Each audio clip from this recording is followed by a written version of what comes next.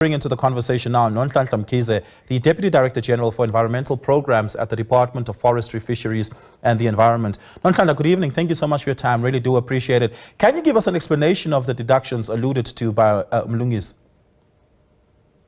Good afternoon to yourself and the viewers. As you said in your input that there's a minimum threshold in terms of being liable for tax. And the amount that is paid to the graduates over a 12-month period is above that minimum threshold. And as such, it's not an issue of choice from the side of the department, whether we want to do it or not, we have to comply. So they are liable for tax. I do also want to just emphasize that just a second. So participants of a graduate program receiving a stipend are not exempt from tax, as has been explained by Mkhize. In this instance, that's not applicable, is what you're saying. As far as I know, based on the amount that is being paid to the graduates, the 9,200, which works out 210, 400, I think for over a 12-month period is above the minimum threshold in terms of tax. So it's not an issue, as I say, an issue of choice, but it's an issue of compliance. And when we met with the graduates, the issue was explained. And I think the bigger concern was the amount of money that was deducted in terms of the salaries that they were paid on the 1st of September. And I just want to emphasize what was said earlier and maybe put it differently, that the department is very committed to addressing this issue. The issue that Mr. Ndlovu has highlighted, that when it was advertised, it was at 9,200, but they were then told, the graduates were then told of 400 rands, a rate of 400 rands per day. I do want to just emphasize that also in terms of employment and the conditions that they are employed under or within, they are employed and they have signed a contract in terms of the expanded public works program with the department, and I will emphasize it's 9,200 in terms of the stipend that was advertised, but we cannot shy away from compliance measures. What we had committed to the graduates when the department met with them on the 2nd of September, as indicated earlier, was that we would look into the amount that was deducted. And I can confirm that I myself have seen some salary advices or pay slips, and the only deduction that is there is the tax deduction. Why have, as Mkhize alleges there, why have the graduates not been provided with salary advisors? It's the first time that I'm hearing this issue, and I've taken note of it, and I will address it. I will look into the matter, including what he has highlighted. I think it's for the Northwest, where he says that the municipalities have not signed MOU, because under our processes, we are not supposed to initiate the program or have the graduates resuming duty when the municipality has not signed on their end, because this program is a collaboration, a partnership between the department and the municipalities. The department has certain responsibilities, and the municipalities themselves have certain responsibilities that they must deliver on. So that matter and the issue of the salary advisors, I will look into. So why is there a move from paying them a stipend of 9,200 rand a month, which results in an annualized income of 110,400 rand, to a day rate of 400 rand, which would result in an annualized income of 96,000 rand? Still, by the way, above the minimum income threshold. Why that shift? I think the shift from 400 per day, let me explain it this way.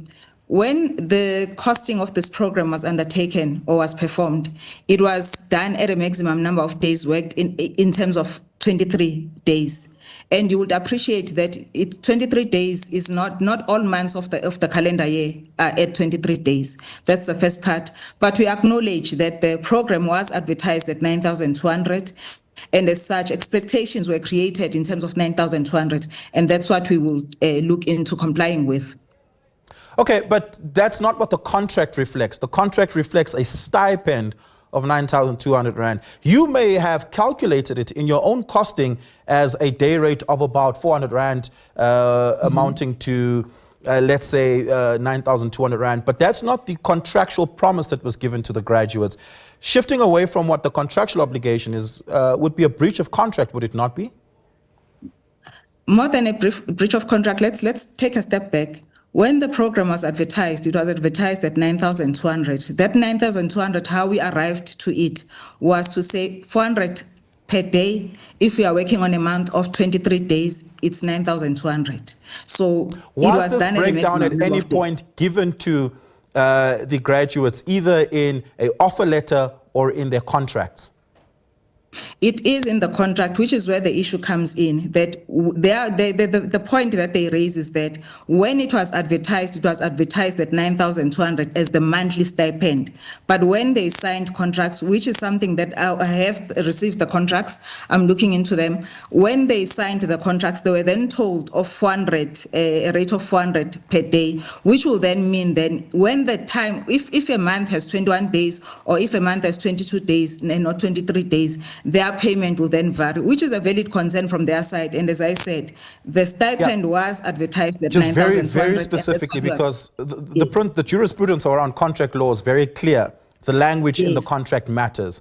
Is the language that has been used in the contract one that says you'll be paid a day rate of 400 Rand of up to 23 days per month? Or is the language you'll be paid a stipend of a fixed rate of 9,200 Rand? Which is it? It can't be both. No, it's not both. It cannot be both. It's a daily rate of 400. And that's why I said earlier, it cannot be that a contract is then misaligned with an advert, because when you go out and you advertise, it's based on certain conditions.